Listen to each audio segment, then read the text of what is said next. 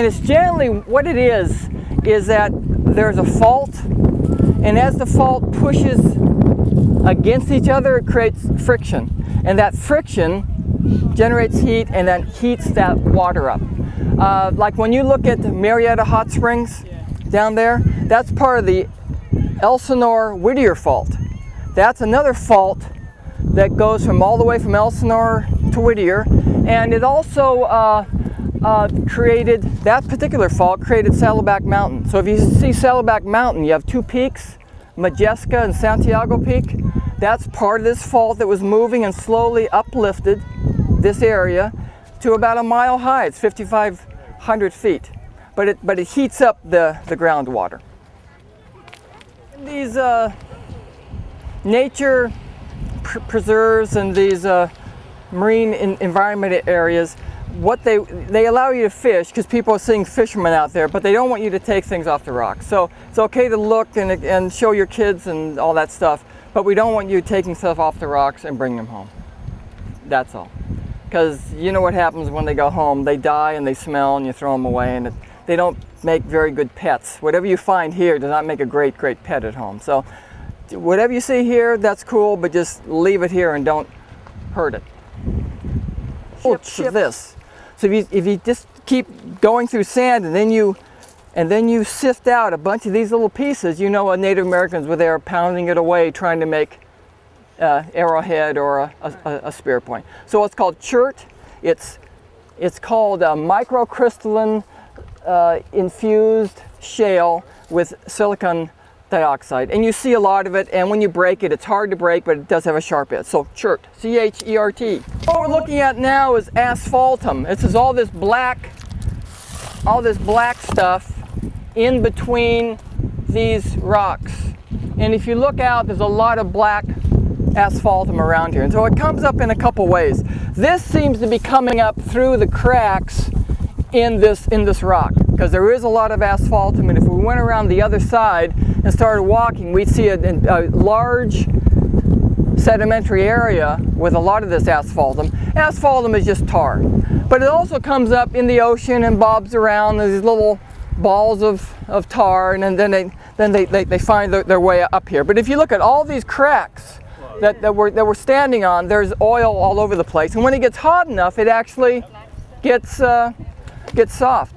And the Native Americans use it for a bunch of things. They use it for glue to put their spear points on. They used it for sealing their plank canoes, where they had these plank canoes where they actually would sew these canoes together with these big planks. Waterproofing. Kind of neat. They use it for waterproofing.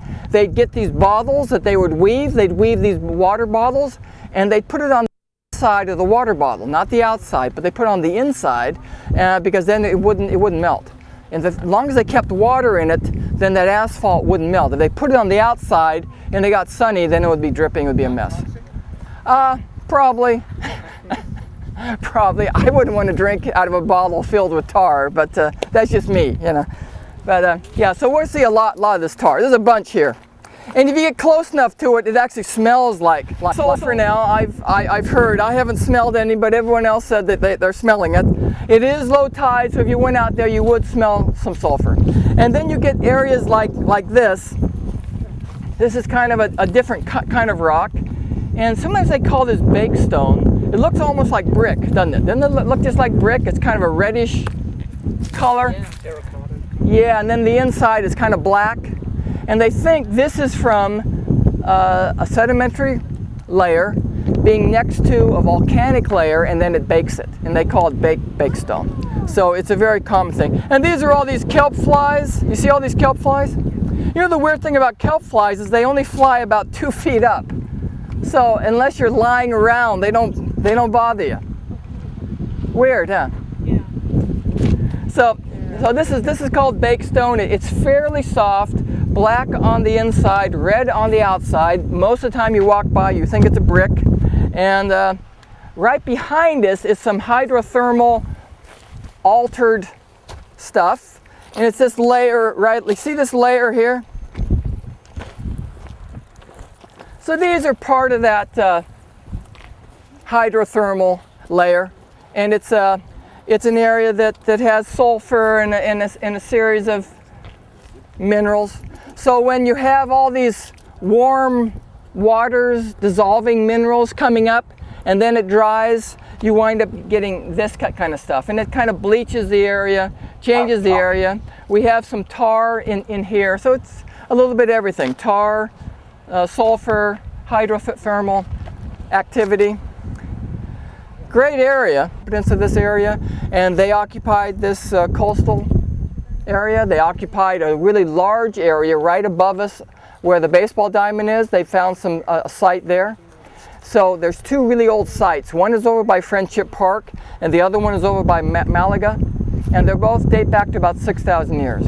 Now, they weren't called Tongva 6,000 years ago. The Tongva came in about 3,500 years ago. But yeah, there was a lot of Native American activity, and you find some stuff. You don't find a lot of artifacts, but you do find some. Did they go to Catalina? There was another group on Catalina, and they were Tongva, but they trade with Catalina because they had soapstone. We don't have soapstone here, and they trade with soapstone. Soapstone is called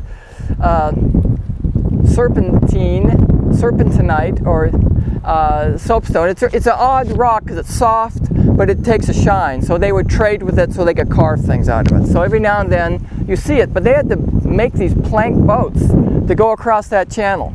That's not easy. Amazing. Yeah, it is amazing. It is amazing. What kind of trees did they have? They had like willows, and they had elderberry, and we think they may have had oak, but that's a guess. And there may have been some pine trees, and pine was probably the best type of tree that they would use. It's softest, yeah. Okay, I was asked, were there dinosaurs here? And the answer is probably not, because PV is fairly recent. PV started coming up maybe 3 million years ago, maybe less than that. About 2 million years ago, it just popped out of the ocean, and it was on islands several miles off the coast, so it was very isolated from the mainland. And then it kept rising because of this fault we talked about, the Palos Verdes Coronado Bank fault, the PVCB fault, and to where we are today is about 1,400 feet.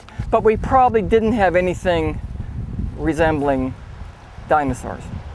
Now, La Brea tar pits is only about 40,000 years old, so we probably had what La Brea tar pits would have. And they found pygmy mammoths up out on the Channel Islands, dead of course, and they were still alive about 12,000 years ago.